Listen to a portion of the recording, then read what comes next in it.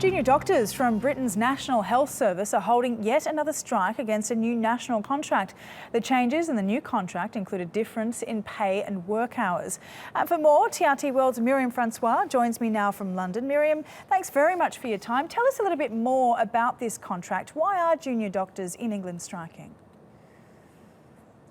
Well, today is being called a historic day in the history of the NHS, the first all-out walkout, meaning that there will be no emergency care provided by junior doctors for the next 2 days as part of strike action over a breakdown in negotiations over this new contract that you've alluded to between junior doctors and the government. And as a consequence, junior doctors will not be providing any form of emergency care, including maternity services, A&E, and intensive care.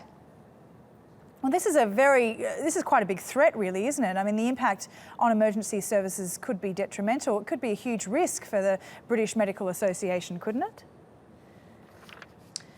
Hospitals have, of course, assured the public that they will be drafting in senior staff to provide cover where junior staff will not, of course, be working. And, of course, there's what's being called a code red, whereby doctors can be drafted back in the case of an emergency. The government has also set up a website advising people on what steps they can take to avoid overrunning hospitals during this difficult period. But ultimately, this is a very significant dispute between doctors in this country and the government over changes to the ways that doctors work. And ultimately, the loggerheads that have been reached over this dispute are certainly going to be pointed at when and if anybody ends up dying during this period. Yeah, I mean, back to the contract itself, how much of a threat is this to the public sector, do you think? I mean, are we likely to see any cross-party compromise at all? Will there be a resolution following the strike, do you think? Well, there was an attempt by a cross-party proposal to counter the proposal by the government, but that fell through and was rejected by Jeremy Hunt, the Health Secretary.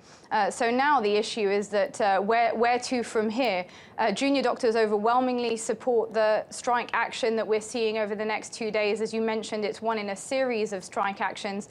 The public also supports strike action by junior doctors, but the government sees this very much as not capitulating to trade unions. They see this as a very significant moment in maintaining their position that they are seeking in their manifesto to put forward a more efficient NHS, and part of that would involve changing the way that doctors operate. Doctors, of course, on their side are saying that the new changes are reducing the amount of pay that they will ultimately receive.